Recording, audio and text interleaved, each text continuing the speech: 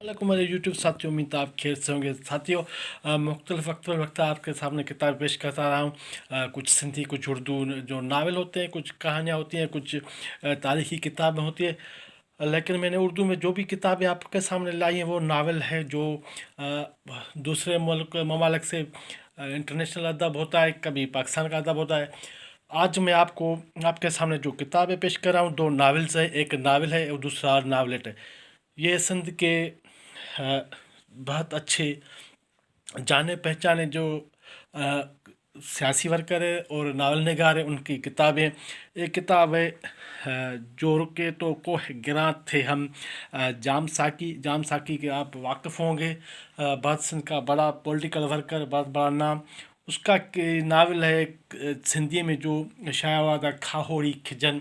उसका ये तर्जमा है जो नंगा चना ने तर्जमा किया है सिंधी से। और दूसरा है मुहज़्ज़ब वहशी, नूर जुनेजो का ये पांचवा एडिशन है। 4 एडिशन सिंधी में इसके मुहज़्ज़ब वहशी के नाम से ही शाया हो चुके हैं। ये पांचवा उर्दू में एडिशन शाया हुआ है। इसका तर्जमा भी साथी नंगा चना ने पेश किया है। वीडियो थोड़ी हिल रही है, सर्दी बहुत है। आज जो 9 जनवरी है, शदीद सर्दी है। काँप रहा हूँ वीडियो बनाने। सो साथियों, ये दोनों नावल बहुत मकबूल हैं, बहुत मशहूर है। सिंधी में बार बार शाया हुआ है, लेकिन उर्दू में पहली मर्तबा शाया हुआ है। लेकिन ये जो है, इसका अभी दूसरा एडिशन भी आ रहा है। जिसका भी दूसरा एडिशन आने वाला है कुछ महीनों में, उर्दू में ही दूसरा एडिशन। सो साथियों, ये नावल कैसे हैं? मैं तो सिंधी में दोनों पढ़ चुका हूँ, दोनों लाजवाब है, ज़बरदस्त हैं। पढ़ने चाहिए। इसकी उर्दू में तर्जमा करने की यही वजह है कि नंगा चना ने साहब का ये बहुत बड़े मकबूल नावल और नावलेट हैं जो सिंधी में बहुत अच्छी तरह पढ़ा गया है। पढ़ते रहें।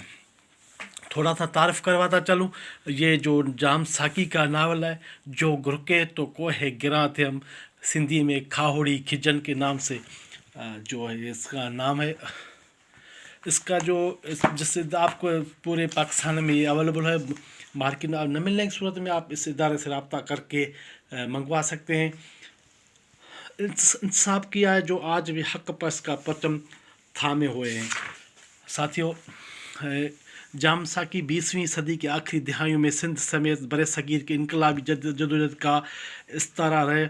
उस मदुम होते नस्ल में थे जो इनकलाब की राह में जवान लुटाने को फरीजा जान कर निभाते। इनकी सियासी जद से तो हर बाशर फ़र्द आगाह है, मगर उनकी कलमी किरदार कम लोग ही वाकिफ़ हैं। उन्होंने अपनी आधी से ज़्यादा उम्र रूपोशी और जिंदा में गुजारी। इस जदोजहद के दौरान सिंध में एक मुख्तसर नावल तख्लीक किया जिसका नीम सवानी खाका भी कहा जा सकता है।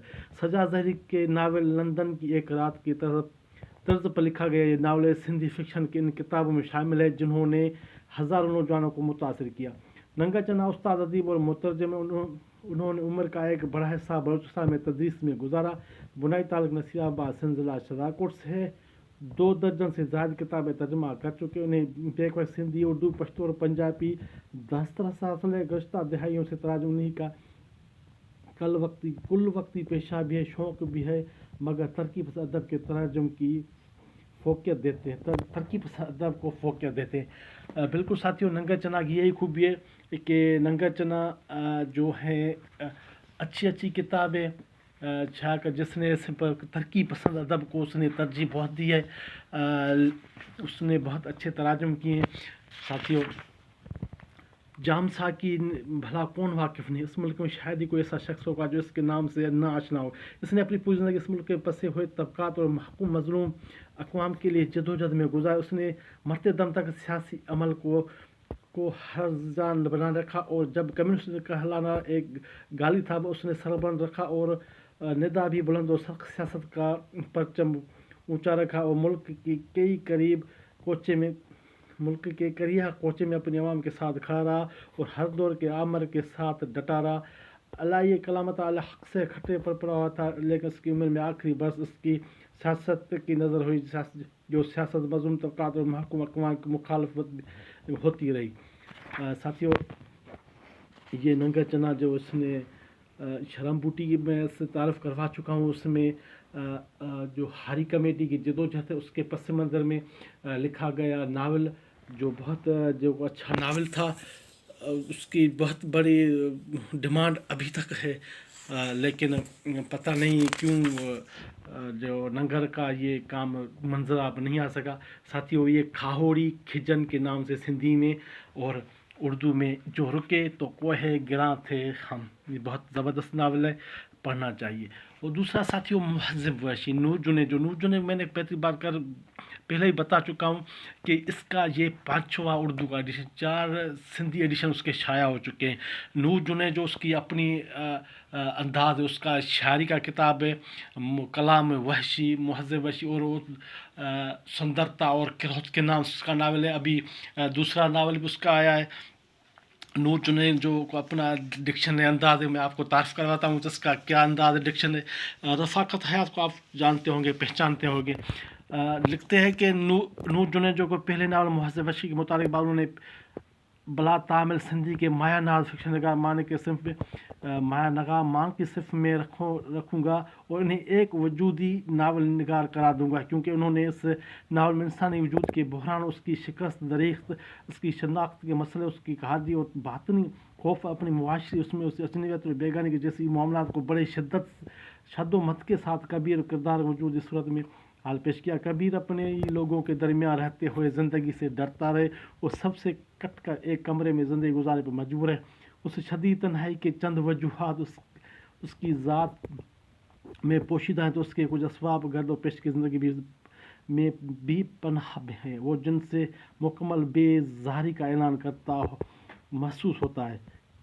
ساتھیوں، کبیر کی یہ حبیر صورتحال ایلسا نامی ایک جرمن خاتون کے ساتھ طویل ای میل کے تہانے دوران دھیرے پڑھنے والے مشکل ہوتی ہے۔ ساتھیوں، میری شدید خواہش رہی ہے کہ سندھی سے تقریباً سبھی اہم ناولوں کو اردو میں اس طرح منتقل ہونا چاہیے کہ اردو نیا سندھی فکشن بہت بہتر انداز سے شناس ہو سکے۔ نور جنید کو خوش قسمتی کہ انہیں ننگر چنا جیسے محنتی اور باصلاحیت مترجم میسر آئے جنہیں دونوں زبانوں پر عبور حاصل۔ انہوں نے جس جان فشانی سے اس ناول کو اردو میں قالب میں ڈھالا ہے، اس پر ننگر چنا یقیناً داد کے مستحق ہیں۔ میں پر امید ہوں کہ اردو اور دنیا سندھی کے اس اہم ناول کو سنجیدگی سے مطالعہ کرے گی۔ اس پڑھ کر انہیں فکشن کا ایک نیا ذائقہ ضرور محسوس ہوگا۔ ساتھیوں، رفاقت حیات کے الفاظ آپ نے سنے۔ اگر آپ کتاب منگوانا چاہیں تو اسے پاکستان کے بڑے ادارے نے شائع کیے، آپ اس سے منگوا سکتے ہیں، پوری پاکستان میں اویلیبل ہیں، آپ منگوا سکتے ہیں۔ ساتھیوں، یہ نور جنید کا تعارف ہے۔ مہذب وحشی کی پیدا ہوئے اتنا عرصہ ہوا کہ انسان کی کائنات میں ہوا، لیکن آج بھی یہ پہلو پرساز مفروضے کا لبادہ اڑے ہی، کیونکہ مہذب وحشی انسان کے مجموعی رویوں کا حاصل اخذ ہے۔ ایسا انسان جس کے بعد زندگی معنی اور مفہوم حیات کے مقصد ہے، جو دھکیل دینا ہے، جس کی زندگی ماضی اور مستقبل سے زیادہ حال سازی کی فکر ہو اور سماج کو ایک زندہ اور جاویدہ عنصر کی علامات کے طور پر دیکھنا ہو، اس سے مستقل بنیاد کو اہم کر سکے۔ ساتھیوں، دونوں ناول اچھے ہیں، دونوں ناول زبردست ہیں، آپ کو پڑھنا چاہیں تو آپ کو پتہ دے دیا ہے۔ تھینک یو ساتھیوں، ویڈیو کو لائک اور چینل کو سبسکرائب کرنے کا عرض کرتے ہیں۔